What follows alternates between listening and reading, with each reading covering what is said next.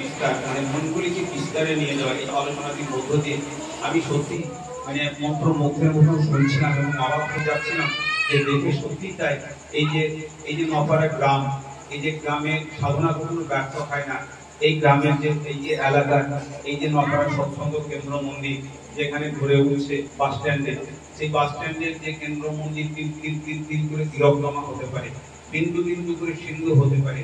আজকে এরকম পরিস্থিতি সেই নপাড়া সৎসঙ্গ কেন্দ্রে এমন একদিন ছিল যেখানে সৎসঙ্গ করার জন্য মানুষকে মানে মানুষের দ্বারে দ্বারে গিয়ে বলতে হতো, আর আজকে তারাই মানে সৎসঙ্গ দেওয়ার জন্য তারা ছটফট করছে।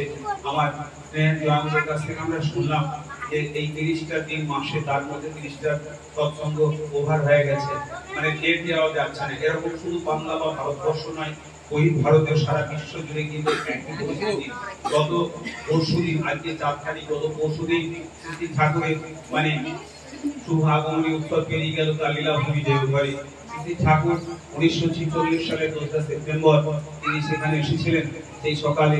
সেই জন্য সকালে শ্রী ঠাকুরের সেই সুসজ্জিত রথে লক্ষ লক্ষ মানুষ, শুধু ভারতবর্ষ বলে না, ভারতের আমাদের বীরভূম জেলা থেকেও ঢাকিরা যায়, বহু ঢাকিরা সেখানে গিয়ে গোটা দেওঘর শহরে প্রত্যেকটি ভুলে ভুলে মাইক থাকে এবং সেখানে সুসজ্জিত রথ গিয়ে আপনারা যারা দেওঘর বৈদ্যনাথ ধাম গেছেন তারা দেখবেন যে একমাত্র মানে ডিপার্টমেন্ট অফ রেল মানে গভর্নমেন্ট অফ ইন্ডিয়া, সেই রেল ডিপার্টমেন্ট সেখানে বৈদ্যনাথ ধামে শ্রী ঠাকুর বড়মা পর্দা নেমেছিলেন বলে দেখবেন সেখানে সৎসঙ্গের মডেলে 3টি বড় বড় চূড়া মানে এটা গভর্নমেন্ট থেকে করে দিয়েছে। ঠাকুর বড়মা পর্দা নেমেছিলেন, সেখানে গিয়ে সেই সময়ে এই সুসজ্জিত রথে আচার্যদেব সেটা আবরণ উন্মোচন করেন। তারপরে আবার অন্য রাস্তা দিয়ে ঘুরে যখন ঢোকে তখনও মানে আশ্রম থেকে যে দেওঘর শহর পরিক্রমা করে এসেও তখন এই দিকে তার লিমিটটা শেষ হয় না, মানে এরকম ব্যাপার ভাবা যাবে না। এখন তো নেটের যুগে আপনারা দেখতেই পাবেন। আজকে আমার সত্যি খুব ভালো লাগছিল যে আমাদের শ্রদ্ধা ভাই শ্রীরামদার মেজ বৌমা এবং তার নাতনি মানে খুব সুন্দর যে কীর্তন করলো। আমার আসতে দেরি হলো বিশেষ কারণে, আমি অঙ্কুরে একটা মুখার্জি পরিবারে দীক্ষা দিয়েছিলাম, তারপর সেই ছেলেটা চাকরি পেয়েছে, হঠাৎ চাকরি পাওয়ার পর মার বাবা ফোন করে ডাকছে, দেখা করলাম। তা সেই মাটি দেখলাম কতগুলি মায়েদেরকে টেলারিং মেশিন কিনে তাদেরকে ও কলকাতা থেকে শান্তিনিকেতনে কাপড় কিনে নিয়ে এসে এইসব কুর্তি এসব বানাচ্ছে। আমি বললাম আপনি কি করে প্রেরণা পেলেন? বললেন যে আমি ঠাকুরের নারীর নীতি নারীর নীতি শিল্পব্রতটা পড়েছি। শ্রী ঠাকুর নারীর নীতিতে বললেন, এই যে বললেন আমার গলা গুলিতে বললেন যে করার কথা ঠাকুর বলেছেন, তা বললেন ঠাকুর বললেন নারীর নীতি আপনারা মায়েরা শিল্পব্রতটা পড়বেন। সেখানে ঠাকুর বলছেন যে শিল্পব্রত ছাড়া লক্ষ্মী ব্রত সম্ভব কিনা আমি জানি না। ঠাকুর বলছেন মানে লক্ষ্মীকে ব্রত করি, লক্ষ্মী মানে স্ত্রী মানে সুন্দরের পূজারি আমরা, অথচ লক্ষ্মী ব্রত করি দেখবেন সেটাই ধর্মের গ্লানি। অথচ আমরা সেরকম ভাবে সুন্দর মানে সেই স্ত্রী মানে সুন্দর ভাবে রাখতে পারি না। সেটা লক্ষ্মী পুজো করা মানে লক্ষ্মীকে অবমাননা করা হয়। যদি কারো কথা না শুনি তাকে ভালোবাসা বলা হয়, তাকে সম্মান দেওয়া হয় না। সেই জন্যই এই যে সেই গানের মধ্যে শুনলাম যে শেখায় তাও আমার এই ভক্ত সাধু ধর্ম কেমন ধর্ম আমি শ্রী গুরুর চরণ। মানে ভক্ত সাধু মানে সেই গেরুয়া পরা বা টিকি ধরা সেটা নয়, কিন্তু টিকিধারী মানে সাধু মানে যারা সাধনা করেন তারা সেই পরমপিতা যখন যুগে যুগে আসেন তখন তাকে যারা গ্রহণ করেন তারাই প্রকৃত সাধু।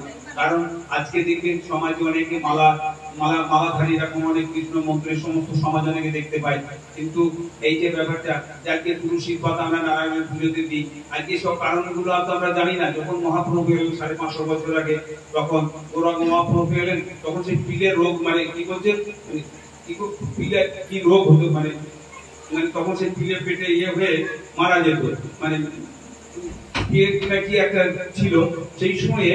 তখন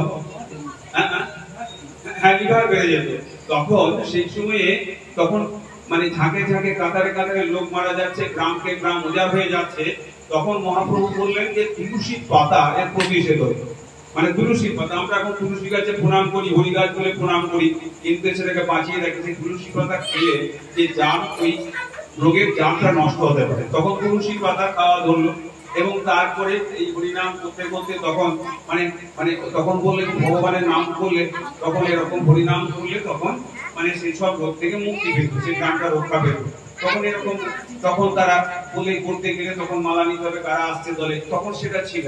কিন্তু সেই যুগে কিছু কিছু মানুষ কিন্তু তার বিরোধিতা করেছিলেন। তাই সেই জন্য এখন হয়তো তাদের ভক্তের ছড়াছড়ি।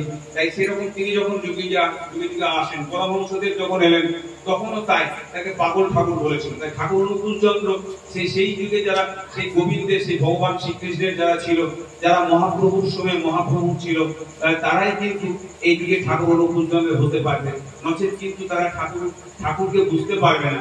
যেমন তারপরে আমার তপতিমা গানটি গাইল যে এরকম গানটা যেন ধরনের ধুলি পড়ে সে যে মানিক ছড়ায় যায়, তিনি সেই মানিক ছড়াতে আসেন।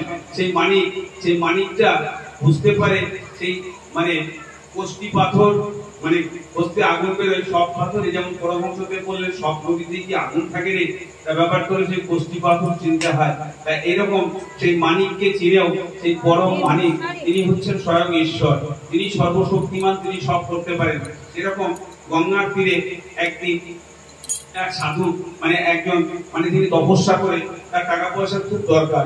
তার ঠাকুর বলছেন অর্থ মান যশ ইত্যাদি পাওয়ার আশায় ঠাকুর সাজিয়ে ভক্ত হয় না, সাবধান হওয়ার ঢোকে, কিন্তু আমরা এইগুলি চাই। তাই সাধনা করে দেবতা তুষ্ট হয়ে বলেছেন কি চাই, বললে আমি এরকম আমার টাকা পয়সা চাই, প্রচুর ধন সম্পদ। বলে ঠিক আছে, গঙ্গার ধারে এক সাধু বসে আছে, তার কাছে দেখো আছে। তাই সেখানে গিয়ে বলছে আমি তো সন্ন্যাসী মানুষ, তপস্যা করছি, আমার ওসব কি। তখন বললে না, আমাকে তো ভগবান বলেছেন। তখন বলছে হ্যাঁ মনে পড়েছে, একটা ওইরকম বালিতে পোতা আছে একটা পাথর, সেই পাথরটা মানে লোহাতে ঠেকালে সোনা হয়ে যাবে। খুঁড়তে খুঁড়তে দেখেছে হ্যাঁ সেটা মানে সেই পাথর পরশমণি, সোনাতে ঠেকাচ্ছে সোনা হয়ে যাচ্ছে। তারপরে সে তখন দেখছে যে কি ব্যাপার, যে এইরকম এতবার একটা মূল্যবান এই মানিক সে পেয়েও সে তাকে হতযত্নে বালিতে পুঁতে রেখেছে, তাহলে আরো কিছু মানে আরো মূল্যবান বস্তুর সন্ধান পেয়েছে। তখন তিনি